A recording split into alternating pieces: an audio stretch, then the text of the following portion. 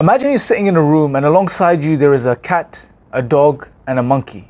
The monkey swinging around having the time of his life, while the cat is stretching away in the corner of the room and the dog is just running around in circles.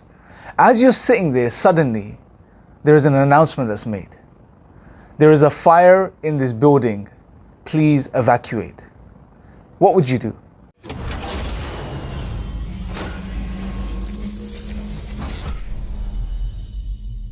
Now, as this announcement is made, no one reacts except you. You're the only one, as a human being, that starts to process what's happening. You process what's being said and who's saying it, and you try to figure these things out and come to a conclusion. You think about the authority. Okay, the announcement's made, it's coming from the mic system, so maybe it's coming from an authoritative figure. What's being said is that there is a fire, therefore there could be a lot of danger in this for me. So I think the best and most rational thing to do in this situation is to leave. You get up and you leave the room.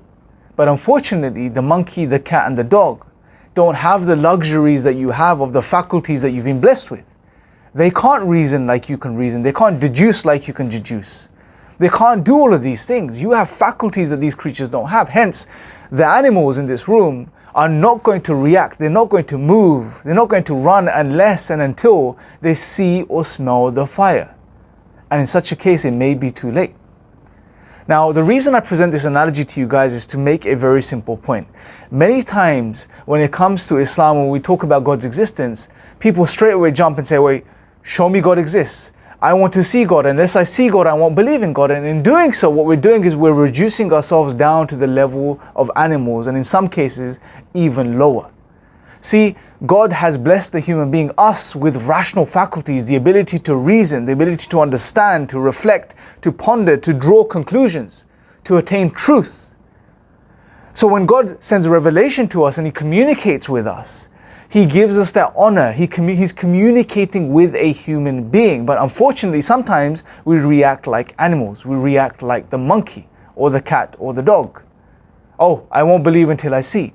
Well, why don't you reflect over and ponder over what God has given you? Reflect and ponder over the signs that God has given you. And God, like I've said many times before, He has given you enough that if you are sincere and honest and you look at all of the things He's given you, you can come to the conclusion that He indeed exists and there's more to this life, and you can understand all of these things and start to live accordingly to make sure that you fulfill the purpose of your existence and you don't waste this opportunity.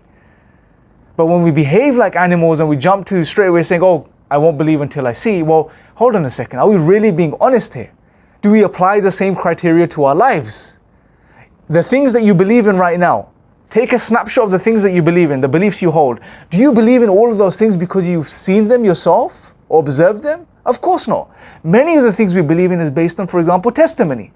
Many of the scientific claims we believe in are based on the testimony of the scientists, not our own observations or experimentation. Yet when it comes to the question of God, we straight away jump and say, no, wait, hold on a second. Unless I see God, I won't believe in Him. Why this double standard? Right? This highlights a deeper issue, a problem. And God captures this. He captures this psychology of the human being in the Quran. This is not a new phenomenon. Even in history, when the Quran was revealed, there were people from the Meccans that made such claims. Oh, why don't angels accompany him, the Prophet, peace be upon him? Or why doesn't God send down something for us to see, right? And God says in the Quran that even if we send down parchment, pieces of paper, down from the skies, and they could feel these with their own hands, observe them, they would still not believe. God says, and I've mentioned this before again, if He opens up a stairway into heaven, imagine that a dimension, a portal opens up, and these people start to walk through it. Imagine this happens for you. You walk out of your house and a doorway into the heavens opens up, a portal, a dimension opens up, and you start to walk through it. And they're looking around, you're seeing everything around you. These type of people, they will still not believe. They will say it's magic. Their eyes have bewitched them, something. And this highlights that it's not the evidence. This is an excuse. There is something else going on. They do not want to believe. They do not want to be certain. Hence, in other parts of the Quran, I believe chapter 52, verse 35 and 36, where God gets us to think and to reason, to use our rational faculties, where He says, or were they created by nothing? Or were they the creators of themselves? Or did they create the heavens and the earth? But rather, they are not certain. God ends by saying, or rather they are not certain, or they do not want to be certain.